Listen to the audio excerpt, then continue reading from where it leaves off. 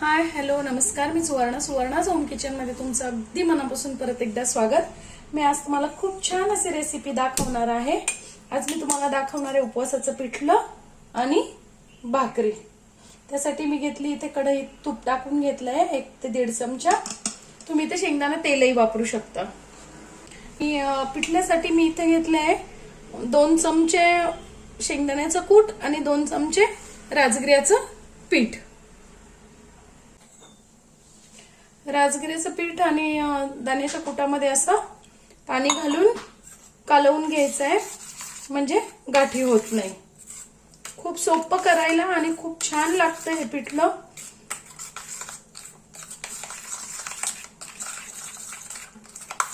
असं छान कालवून घ्यायचंय.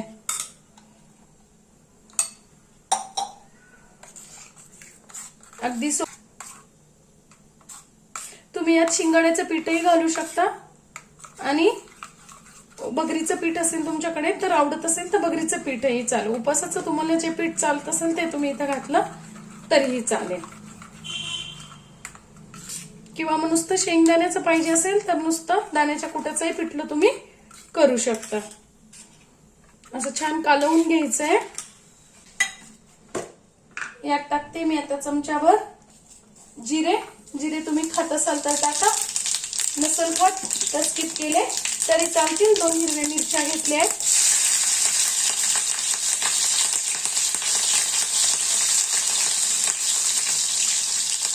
चवीनुसार तुम्ही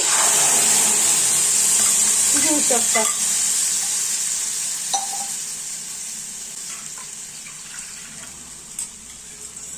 खूप छान असं आपलं पिठलं तयार होत आहे.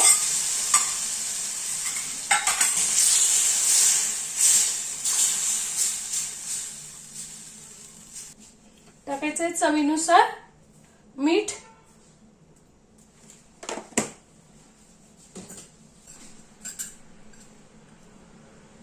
1 चमचा लाल तिखट. लाल तिखटाने पिठल्याला कलर खूप छान येतो आणि खायलाही छान लागतं. टाकते मी थोडीशी साखर. तुमच्याकडे आवडत असेल तर टाका, नसेल टाका, म्हणजे नसेल आवडत नसेल खात तर नाही टाकली तरी चालेल, पण साखरेने चव छान येते. आता छान उकळू द्यायचं आहे पिठलं.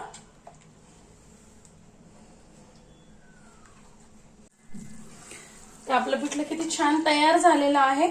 पातळ घट्ट कमी अधिक तुम्ही जसं तुम्हाला आवडत असेल तसं तुम्ही करू शकता. मला थोडं पातळच आवडतं म्हणून मी पातळच ठेवला. आता याच्यावर टाकायची कोथिंबीर. तुमच्याकडे कोथिंबीर खात असेल तरच टाका, नसेल टाकली तरी चालेल.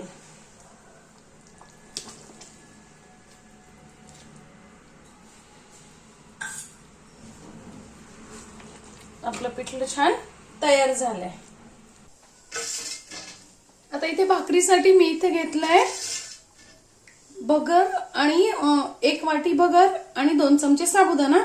असं पीठ मी घरीच बारीक करून घेतलेलं आहे.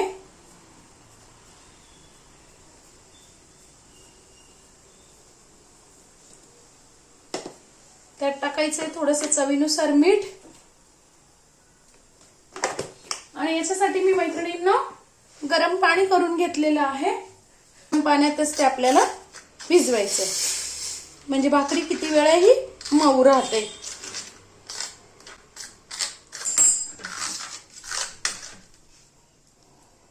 छान असं हाताने मळून घ्यायचंय. जेवढं तुम्ही मळाल तेवढी भाकरी सॉफ्ट आणि छान होते.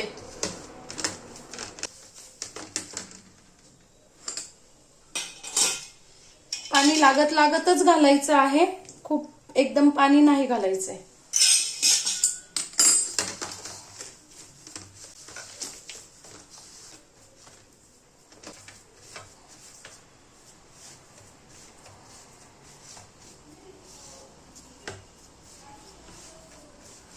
आता छोटीशी भाकरी आपण करून घेऊया.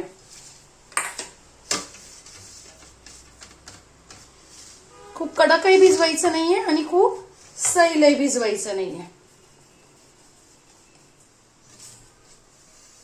ते जे भाकरीचं पीठ ठेवलं होतं ना ते आपण घ्यायचंय आणि अशी छान भाकरी थापून घ्यायची.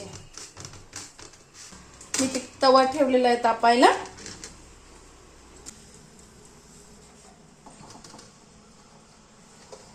अशी भाकरी छान टाकून घ्यायची आणि वरतून थोडंसं पाणी लावायचंय.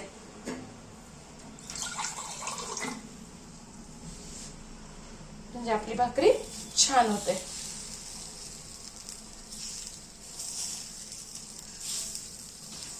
पिठलं आणि भाकरी खूप सुंदर लागते मैत्रिणींना, तुम्ही नक्की करून बघा.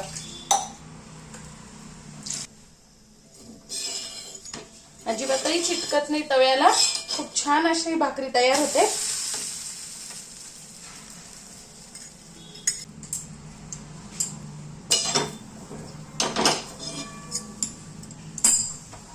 मी आता अशी डायरेक्ट तव्यावर गॅसवर भाजून घेते तवा काढून.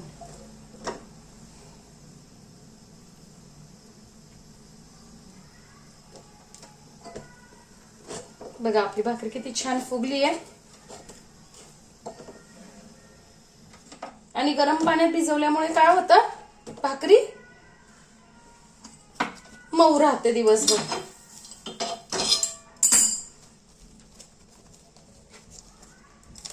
बघा आपली भाकरी किती छान तयार झाली.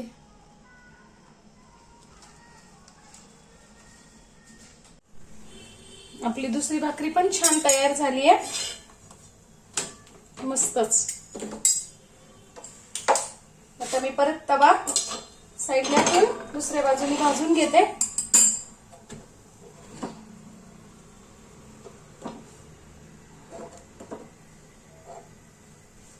पिठलं आणि भाकरी मस्त बेत तयार होतो. तुम्ही नक्की करा.